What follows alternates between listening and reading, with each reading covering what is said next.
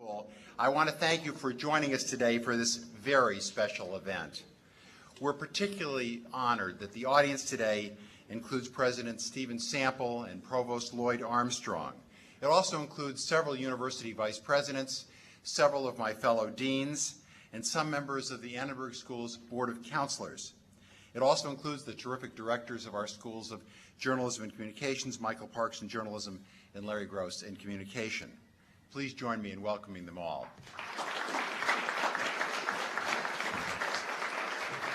We're particularly pleased to have many members of the Annenberg School faculty, staff, and especially student body with us today.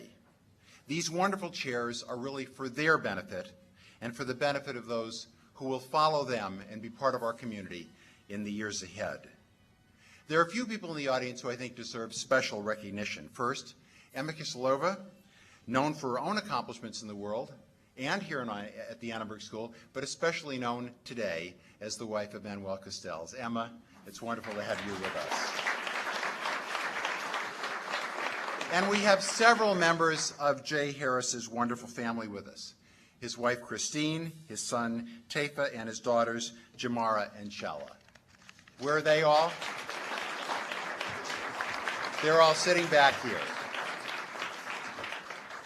I want to introduce a special guest also, Shashi Thakur, the famed Indian novelist and diplomat, who was the United Nations Undersecretary General for Communications and Public Information. At 1 p.m., Shashi will be giving a talk on public diplomacy, to which you're all invited, and it's great to have you with us today also, Shashi.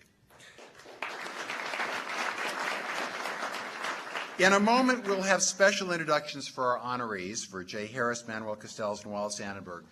But I want to start with a memory. And it's a very special memory. It's a memory of the wonderful Wallis Annenberg, who's here with her daughter today, Lauren Bond. It's a memory of a morning when Wallis called me with the news that her family and she had decided that they wanted to give a gift, a special gift, and a very generous gift to the Annenberg School for any purpose that we deemed important. Before Wallis and I got off the phone that morning, we had decided that the most important contribution that could be made to the school would be the creation of 2 chairs, one in journalism and one in communication.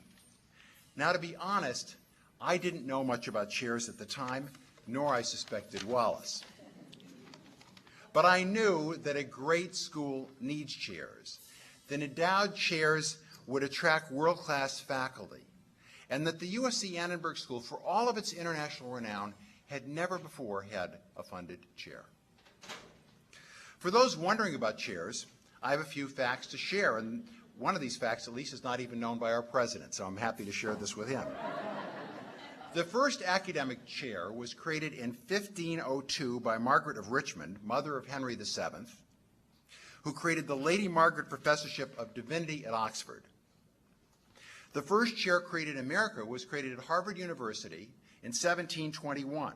It, too, was a chair in diversity. But how about the first chair created at USC? It was created in 1885. It's the John R. Tansey Chair in Christian Ethics. For those who are wondering, a bank account for that chair still exists. It has about $21,000 in assets, and the chair is currently vacant. A good chair, it turns out, is very hard to fill. But we have filled ours with 2 of the very best candidates imaginable. 2 men that I greatly admire. 2 men who have honored us by joining our ranks, and who in doing so have made us the envy of our peers throughout academia. And 2 men that I'm proud to call colleagues, but even more proud to call friends. And to start our proceedings, I'm very pleased to introduce a professor of engineering, the first holder of the Robert C. Packard President's Chair at USC, the enormously successful and much admired president of the university, Professor Stephen B. Sample. During his years as president of USC, Steve has done more than simply build on excellence. He's dramatically increased the quality and reputation of the university, the size of our endowment, and our commitment to the community. He has made us truly proud to be Trojans. Please join me in welcoming the Robert Packard Chair, Dr. Stephen Sample, to start the program.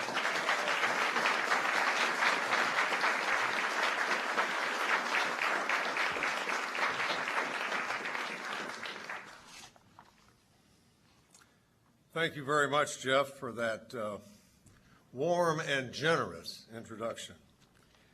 I'm delighted to be here today as we celebrate the establishment of the first endowed chairs at the USC Annenberg School for Communication, the Wallis Annenberg Chair in Journalism and the Wallis Annenberg Chair in Communication Technology. I want to thank all of you who are here today for your interest in and your support of the Annenberg School for Communication here at USC. It's a great tribute to Wallis Annenberg and to the outstanding professors whom we honor today that you have come to witness this important moment in the school's history. Endowed chairs, it turns out, the Harvard story notwithstanding, endowed chairs are essential to the vitality of the schools in which they are lodged and are also essential to the success of the entire university. An endowment is a vote of confidence in the research and teaching that are conducted here, and it's an affirmation of the world-class quality of our faculty. I'm personally delighted that Wallace believes so strongly in the work of Professors J. Harris and Manuel Castells, so much so that she wishes to associate her name with their work. The presence of exceptional faculty such as J. Harris and Manuel Castells creates a ripple effect that enhances every department and school at USC. Outstanding faculty generate increased research funding. They also attract the finest undergraduates, professional and graduate students, and postdocs, students who are driven by a desire to learn from eminent scholars. Higher quality students, in turn, elevate the school's and the university's reputation. The university's enhanced stature then becomes evident to friends and alumni, to foundations and corporations, who are then more willing to increase their support for USC. The school is then able to attract more of the world's best faculty, and the cycle continues. Professor Harris and Professor Castells are examples of the kind of faculty who are inspiring a new level of accomplishment at the USC Annenberg School for Communication, which in turn elevates scholarship throughout the university. We must remember, however, that we would not be here today were it not for the extraordinary generosity of one of USC's greatest philanthropists, Wallis Annenberg. As an alumna of the university and as USC's longest-serving trustee, Wallis has been one of this university's most ardent supporters and champions. She has helped guide USC to its unprecedented rise amongst the nation's elite private universities. But to focus solely on her generosity would be to overlook the true nature of Wallis's contributions to USC and to the entire Los Angeles community. Wallis Annenberg's passion, intelligence, and vision have transformed the lives of many disadvantaged and underprivileged young people who, without her support, would not have had the opportunity to pursue their dreams. So, Wallis, I'm personally very grateful for all that you have done and for all that you continue to do to improve the lives of so many people at USC and around the world. By endowing these two chairs, you have ensured that the Annenberg legendary legacy of philanthropy will endure for generations to come. And now, ladies and gentlemen, please join me in welcoming Wallis Annenberg.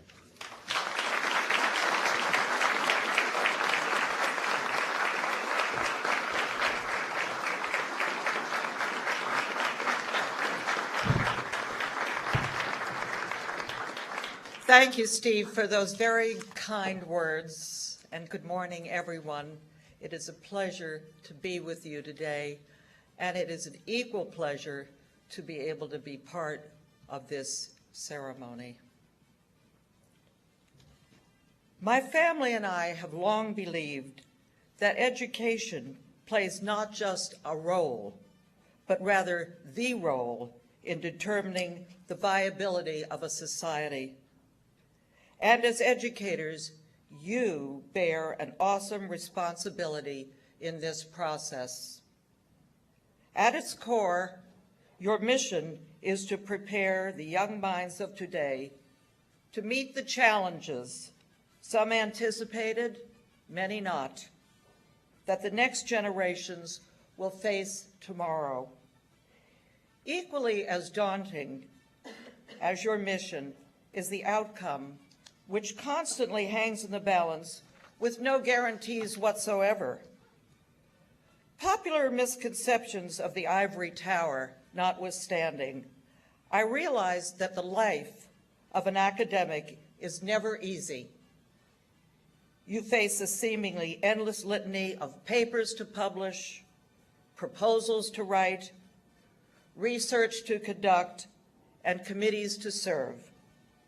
Joining these myriad tasks is the challenge of finding time to not only teach and advise your students, but also inspire them. In creating these chairs and the fellowships that accompany them, I have no illusion that these challenges will instantaneously be met. It is my intention, however, that this funding will create an environment in which the chairholders are able to devote more of their time and attention to the core mission. The selection of Professor Castells and Harris as the first Wallis Annenberg chairholders bodes well for this. Manuel Castells is a vaunted scholar, prolific writer, and leading force in the understanding of sociology in this age of information. Additionally, he enriches the School of Communication with his fascinating international perspective. Jay Harris brings the experiences of a seasoned media professional to the School of Journalism, along with a profound passion for the idea that a true democracy only exists when all voices are heard. In assuming these chairs, Professor Castells and Harris join a roster of leaders here at Annenberg who are truly worthy of the title world-class scholar. As I mentioned earlier, the viability of a society is never guaranteed, but thanks to the devotion each and every one of you brings to your work, the scales tip immeasurably in our favor. Thank you.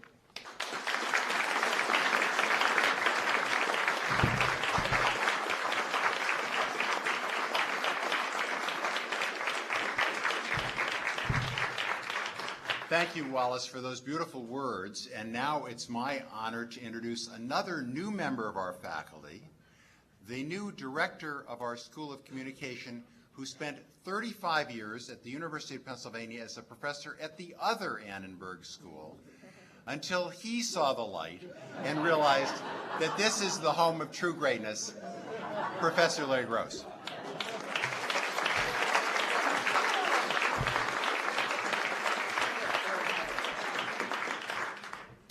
Last March, when I was first out here discussing the possibility of moving here and being told by various friends and colleagues why this was a good idea, one of the first things that I was told by Professor Jonathan Aronson, who's with us, is that Manuel Castells was going to join the Annenberg School faculty.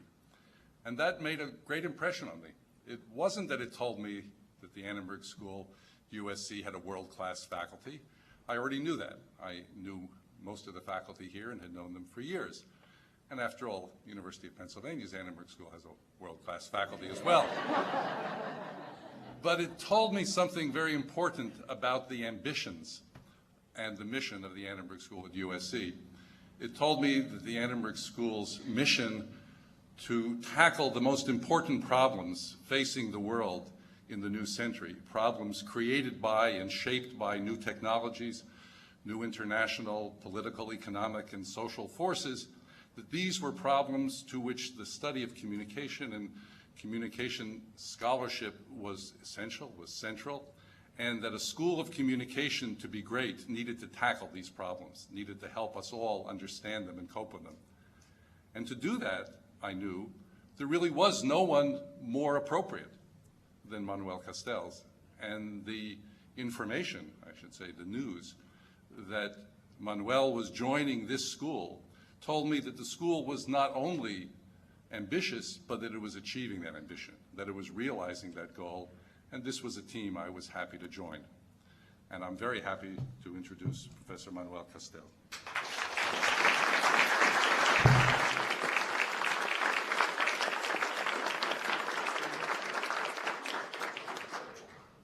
Good morning. Thanks to all of you for your presence here. I want to thank the University of Southern California, represented here by President Sample, and the Annenberg School of Communication, represented by Dean Cowan, for this distinction. I also want to express my gratitude to Wallis Annenberg for her generosity toward the school and toward my chair. And I will make sure that I will honor the name of this chair. I want to also make clear that I am personally indebted to the directors of the two schools here, to Larry Gross, that I'm really happy to share everything with him in this project, and to the former director of the communication school, Patricia Riley, who is the one who actually recruited me.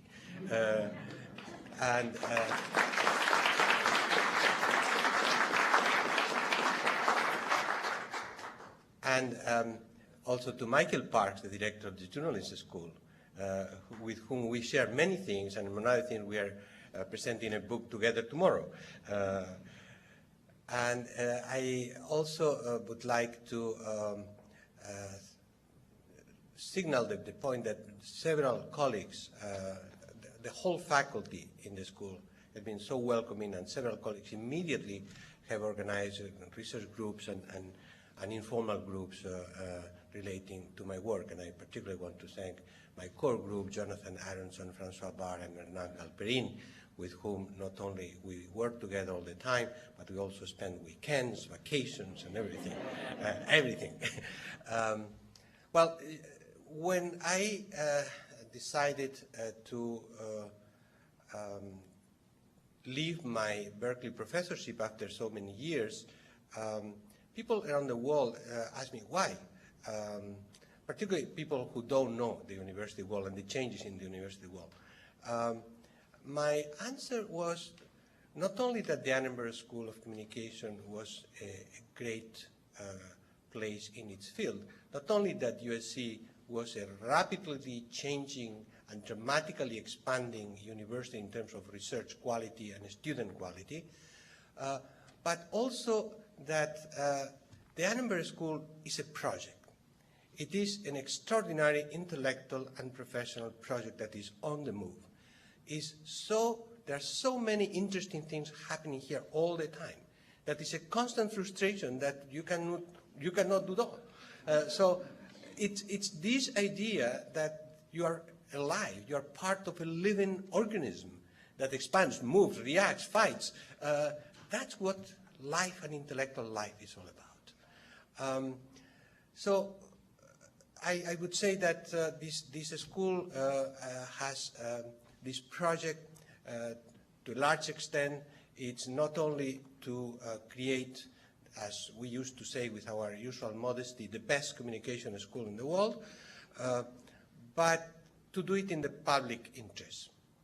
And that's a fundamental part of this commitment and of this project. As for quickly reviewing what is my contribution or what could be my contribution to this project, I just will tell you my first semester, this semester, which besides my regular usual 6 hours of teaching per week and working with committees and students and everything, I mainly, first and foremost, I work with graduate students, which is one, I would say, the main reason I came here for. and my main activity. And I already signed my first PhD dissertation. I already finished the first research paper with the first Wallis Annenberg Graduate Student Fellow, Araba Say, who is around here, is hiding properly. But I already introduced her to Wallis Annenberg so that they could see each other. So we finished yesterday, as a matter of fact, we finished our first research paper on political communication in the internet. Then I had been working on 3 different research projects. We set up with Jonathan Anderson and other colleagues the Annenberg Research Network International Communication, which is working nowadays on a major series of projects on the politics and policies of wireless communication. So if you want to know everything about wireless communication, wait for a year. And another major research group under the leadership of Patricia Riley on globalization and communication. And then this major project that we are starting at the school under the leadership of Geoffrey Cowan in cooperation with the School of International Relations about creating a center on public diplomacy that would provide a space for research, teaching, dialogue, understanding, to see which ways can be fostered to develop a multicultural dialogue, an intercultural dialogue in a very troubled world. So I do think it's one of these major projects that I have seen recently in any university in the world, and I'm also committing some of my time and energy to this. So these are concrete expressions of what exactly means a Wallis Annenberg Chair in Communication Technology and Society. So you will understand my only small complaint is that when my friends in Berkeley ask me, well, how is life in Los Angeles? I say, well, looks like a fascinating city, but I wish I could see it. Thank you for your attention.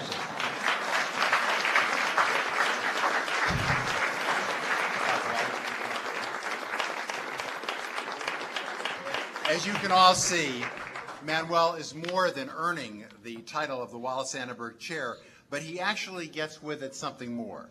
And as Dean of the USC Annenberg School for Communication, it is my privilege and my honor, along with Wallace, to present you with the Wallis Annenberg Chair in Communication Technology and Society. And here, in fact, we do this together. Is your chair.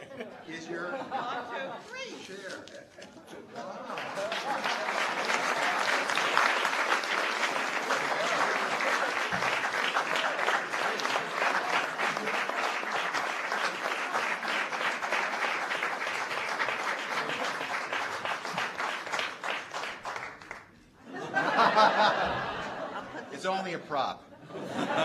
Going to return it to the store? Well, Larry Gross knows a lot about virtual images. We're into the virtual world here, Manuel.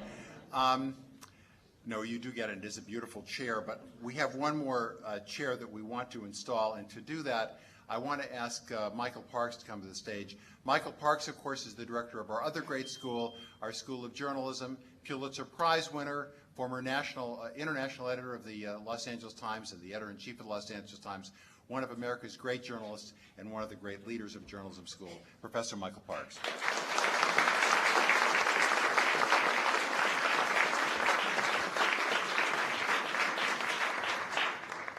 I guess this box is for me too.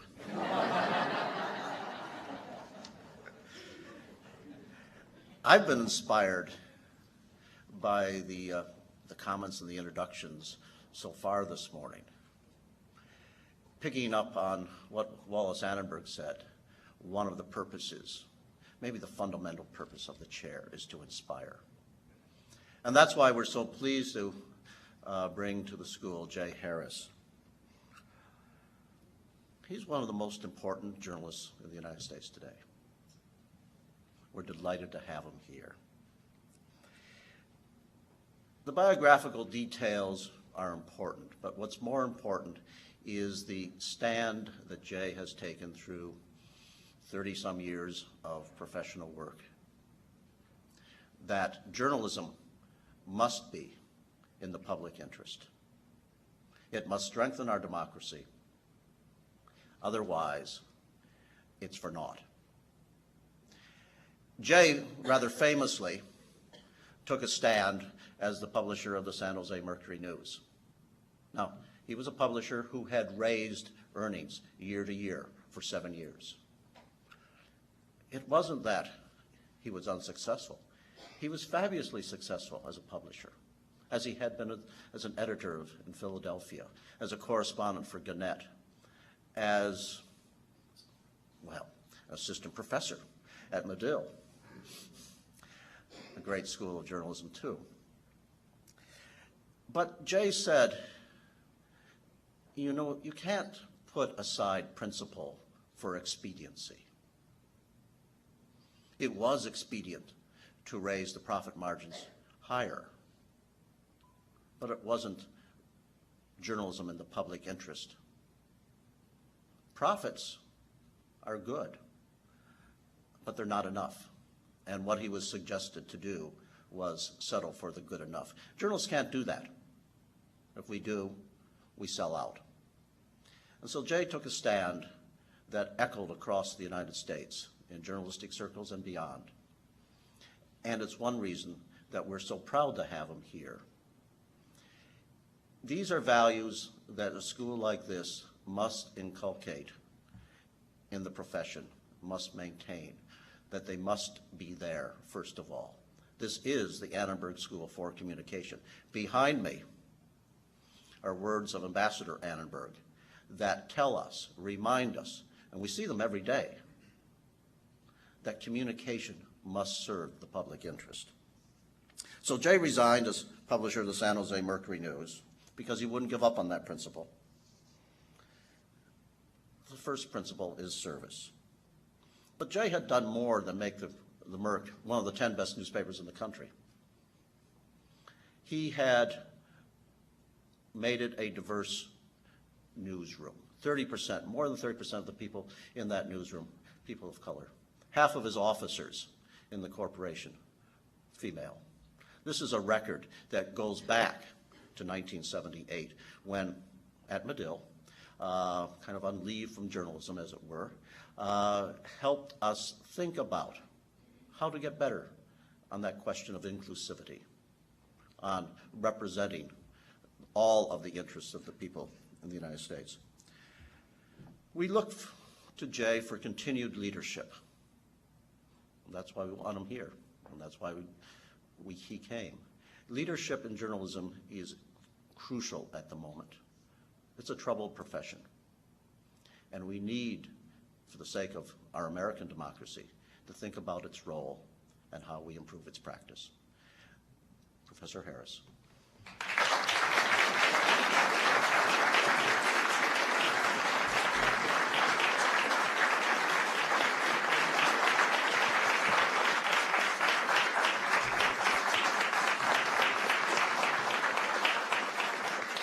Thank you all. I gather that Michael had a spot in my ethics class, my final ethics class for the semester. It's a class on ethics and the professional journalist. And one of the concluding notes took us back to our first class, or second really, where we studied Cicero, Book 3, on the issue of the choice between expediency and that which is right. And it is lessons like that, more than just issues of craft or professional practice, that we have to give to our students and, in the larger sense, give to our nation if journalism is to provide the service that it must. President Sample, Provost Armstrong, Wallis Annenberg, distinguished guests and friends in my enormous family. I considered myself enormously privileged and honored to hold one of the Wallis Annenberg Chairs. I also consider it a wonderful opportunity for a lifetime And with your indulgence, Wallace, I would like to speak particularly to you about the opportunity that this represents, because I want you to know that this chair, the freedom that it brings with it, and the support, allows us to do work that is not done in many places in the academy. We are the inheritors, and more importantly, we are the stewards of an experiment proposed 214 years ago by a group of people who assembled in Philadelphia to save an infant nation at a time of great trouble.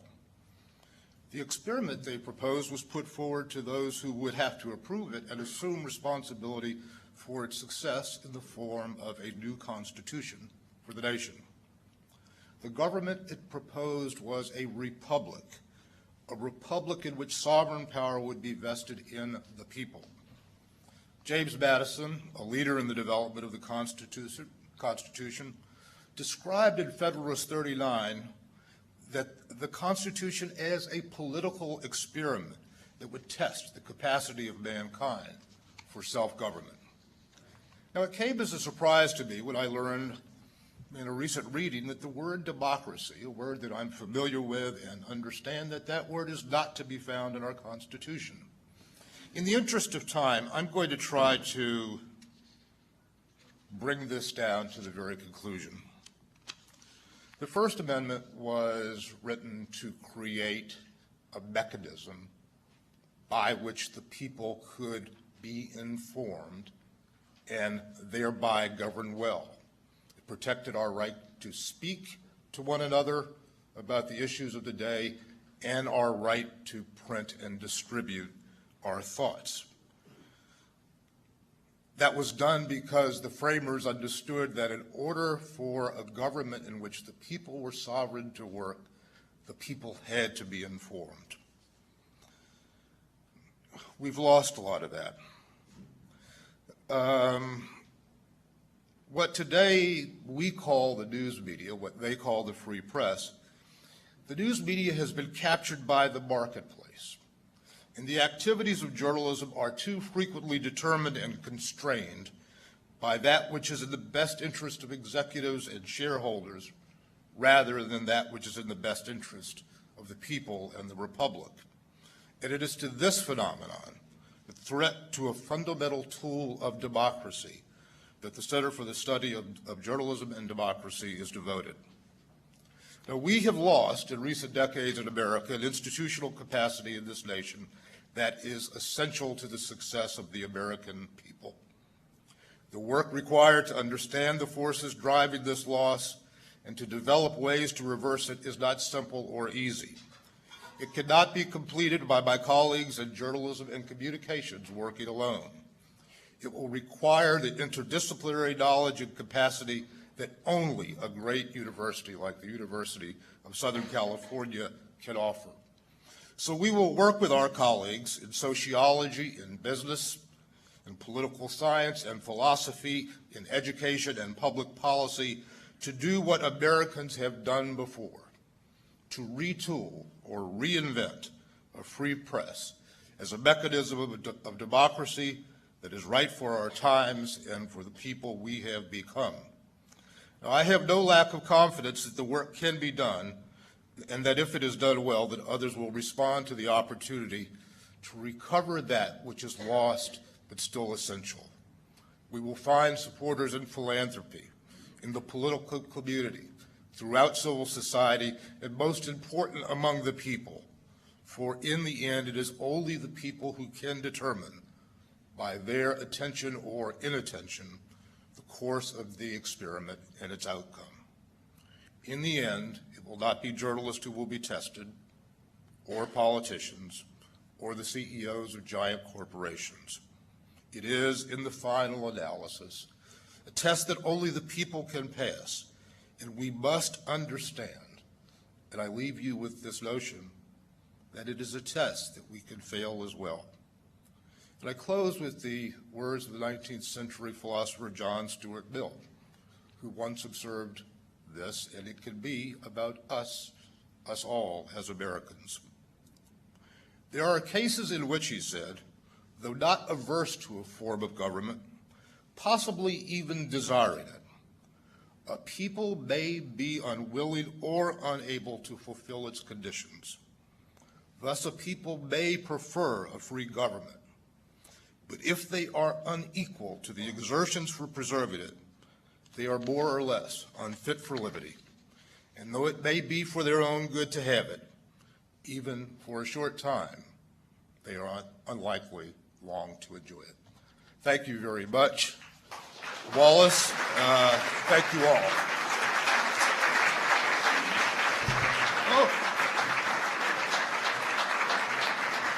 Jay, thank you for those wonderful and inspiring remarks.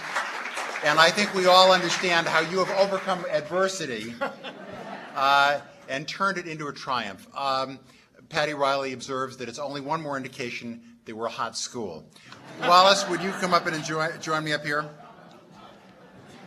Jay Harris, as the Dean of the Annenberg School for Communication, it's my privilege and honor to present you with the Wallis Annenberg Chair in Journalism and Communication.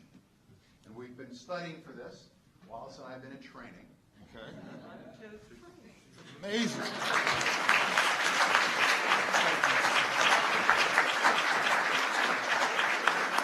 Now, Wallace, you have a lot to do. Congratulations. This is amazing. It is a beautiful and comfortable chair. Which I will look But we're not letting Wallace leave the stage yet because we have one more presentation we'd like to make. I wonder, Steve, if you could come join me up on the stage.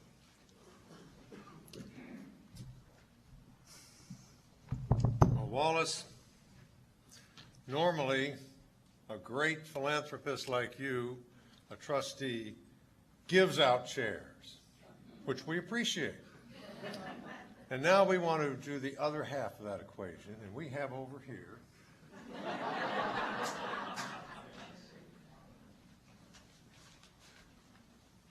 a special rendition of the chair, and I can't read the small print. The Wallis Annenberg Endowed Chair, Annenberg School of Communication, University of Southern California, presented to Wallis Annenberg, December 2nd, 2002.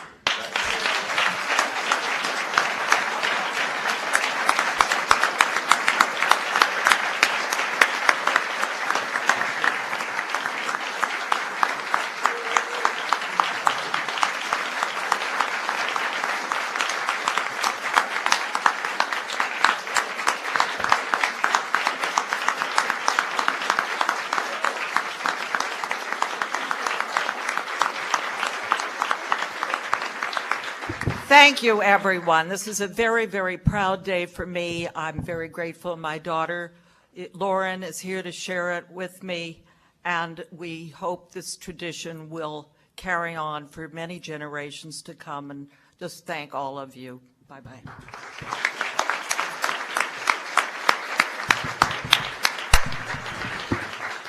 Congratulations, Manuel. Congratulations, Jay. As I said at the beginning, I can't imagine two more remarkable people to hold these chairs. Thank you, Wallis Annenberg, for all that you've done for this university, for this school, and for these two very special men.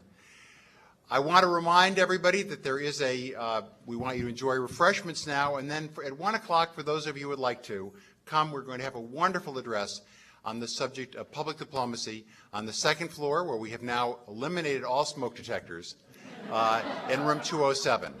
Thank you, and enjoy the rest of the day.